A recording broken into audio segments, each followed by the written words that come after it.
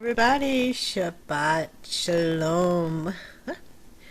All right.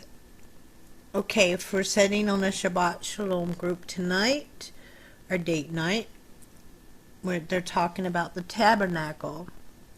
And so, and I can't help but think about when we come to the tabernacle, how this actually really even is a good example for the working of the family and for the family getting along. But first and foremost, let's stop to give Father Yah praise in the name of Yeshua by the power of the Ruach HaKodesh. We ever give you praise, honor, and glory be the words of our mouth, the meditation of our heart. And we thank you. We thank you for everything. And this in here, it kind of tells about the construction of the temple. So, and that kind of just like after everything else that we've read, everything else that we've studied, to come into this, to the construction of the temple, which to me kind of seems like it's out of place here anyway. I mean, because we're talking about the Exodus. This is like we're exiting Egypt. This is telling about how the people became a nation. When you first look at it, it's kind of like, hold on just a minute, what is this doing here? But it's exactly where it belongs. So let's stop and check this out for a minute. First on the temple, let me remind you that this temple is being designed to start with as something that is to be carried from place to place. Okay, so it's not the Temple of Solomon that's been built up and with a permanent dwelling at the time. At this time here, it's being built to carry from place to place, in which they'll put the inner court and the outer court, where the inner room and the outer room, and where the Ark of Covenant is put in the inner room, and later the tablets will be put in there, and then the staff will be put in there, and then you'll have the outer room where the menorah that they would make during this time also was put in the outer room, and then they have the fence with the outer gates, which you can look and see how it's created and made whenever you're reading the Torah portions, the readings for today.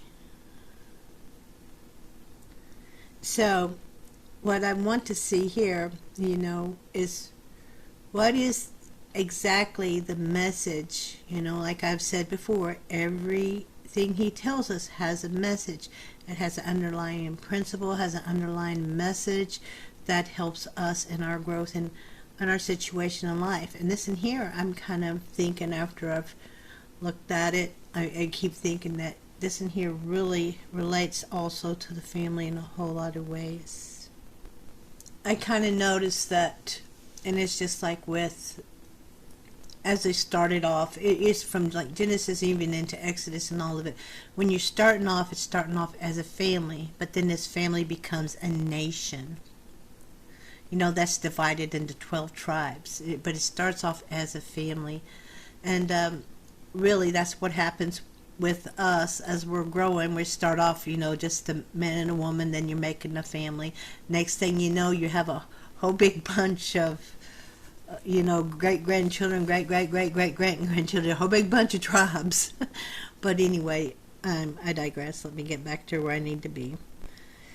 Okay, kind of what strikes me here, what my attention is drawn to here is, first you're looking at these people that were freed from slavery. And in this time of slavery, as you read, you see where it talks about, actually they're saying where we was fed and this and that. We was fed, we was done this, and then he said, like in Exodus, the 5th chapter, 21st verse, may the Lord look on you and judge you. You have made us obnoxious to Pharaoh and his officials, and you have put a sword in their hand to kill us. But these people, they started off in slavery, then they're freed, but apparently when you're kind of reading through some of this, I'm kind of getting the impression that they had rather had their slavery, because a lot of things basically was handed to them. They was took care of. And that's pretty much the impression I'm getting.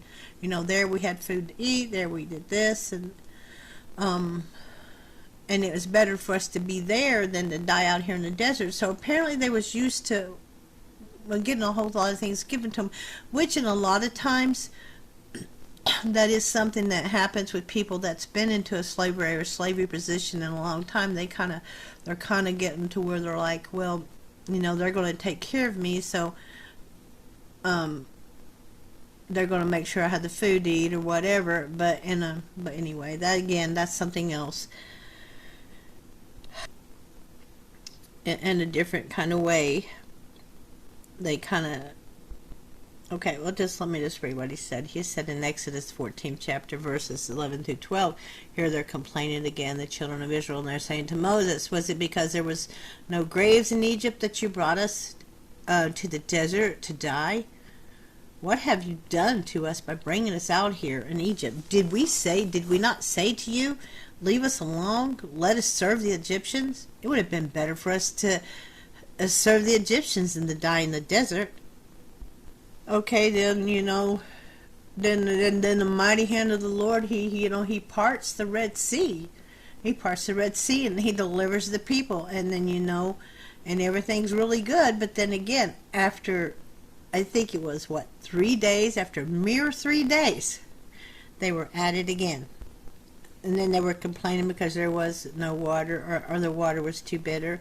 And then they was complaining because there was no food. And then so the Israelites says in Exodus 16:3, the Israelites said unto them, if only we had died by the Lord's hand in Egypt. There we set around pots of meat and ate all the food we wanted. But you have brought us out into the desert to starve this entire assembly to death.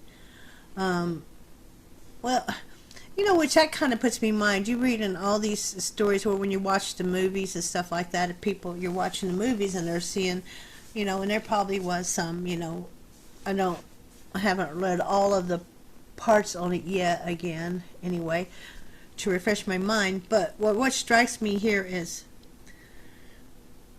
all these movies, you see them, and they're starved to death, and they're bent over, dying of starvation, and this and that. But listen to what they're saying here. It says, there we sat around pots of meat, and we ate all the food we wanted. But you have brought us out to this desert to starve this entire assembly to death. Okay, think about that. Okay, but then again, getting back to the point, after Father so far has delivered them, brought them out, parted the Red Sea, and here these people are still complaining. They're still complaining, okay? Because they was used to apparently having the food handed to them, from what I can tell here. But anyway, they're still complaining. All the miracles, they're still complaining. Father Yah is giving and giving and giving and giving and taking care of them, doing all of it, and they're still complaining. I mean, Moses was like, Father, they're even wanting to stone me. What are we doing?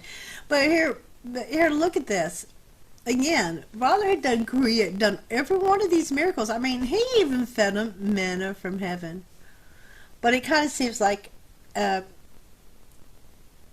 either they were unwilling to appreciate, or I guess one could say they were unwilling to to take responsibility for something and act collectively as a people rather than to complain about something. Okay, then, and then what hits me too is for 40 days, 40 days, Father Yah, he appears in this cloud, and he appears to the people. 40 days, right there on the mountain, and he's appearing to the people. But then what happens? They end up making a golden calf to another god.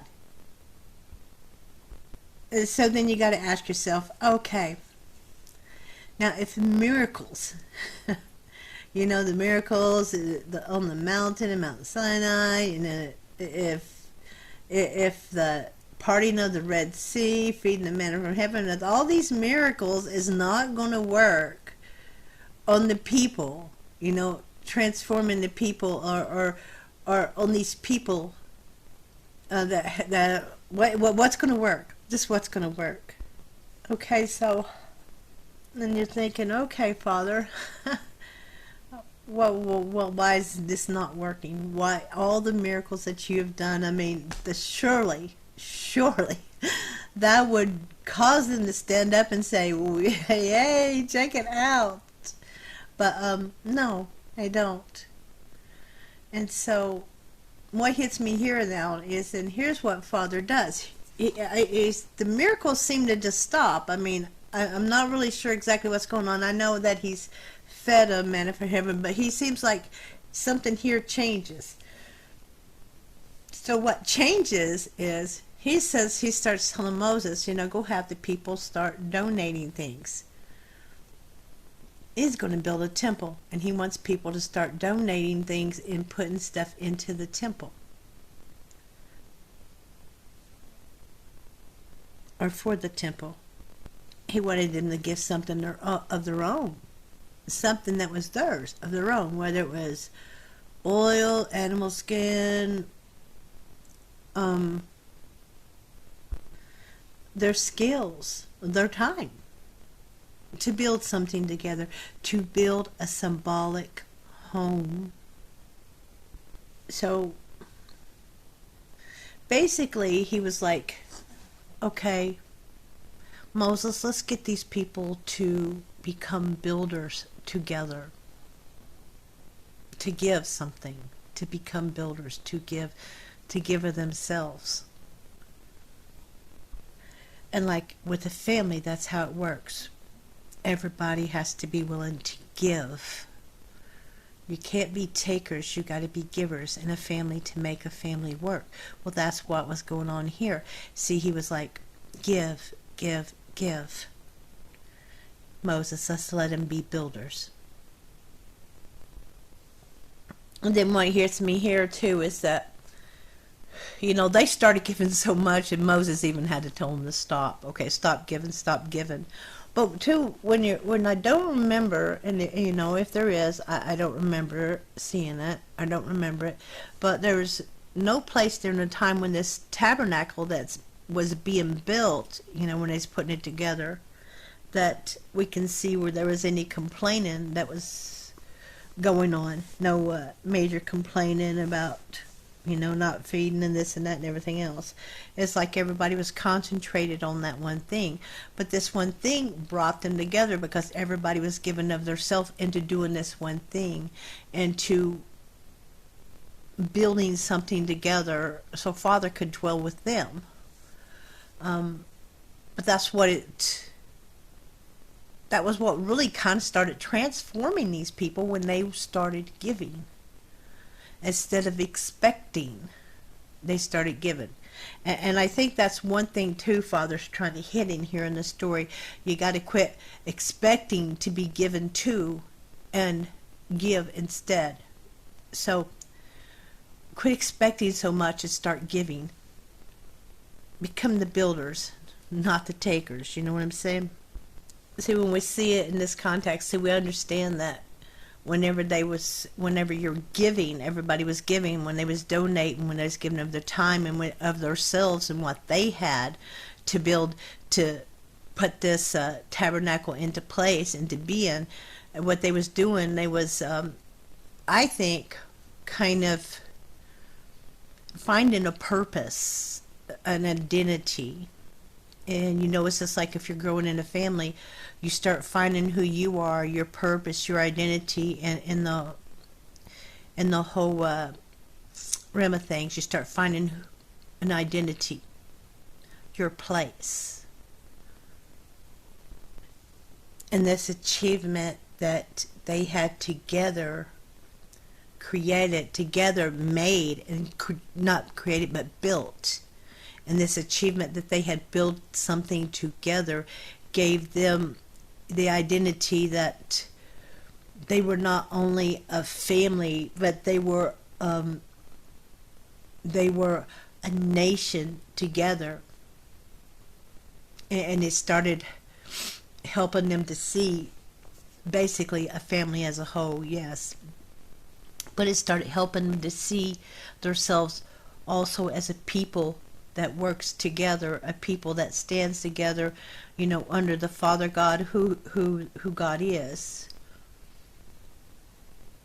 See, it's kind of like it really did belong there.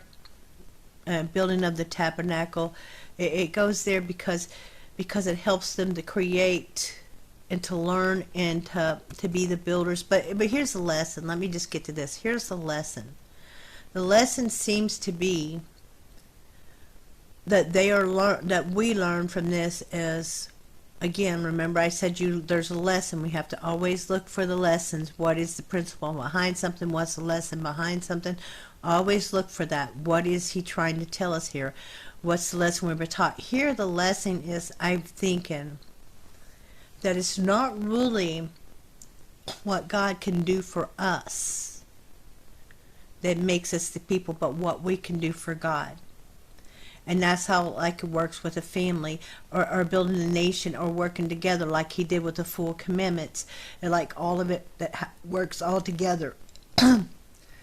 Excuse me. What can we contribute? What are we doing? What are we giving? What makes a family work? What makes it work from not only for this family here, but from families to come, great-grandchildren? Is not what they can do for us, but what we can do for them. Like Father God, it's not what God can do for us, it's what can we do for God. Not what God can give to us, what can we give to God. What is it that we can do?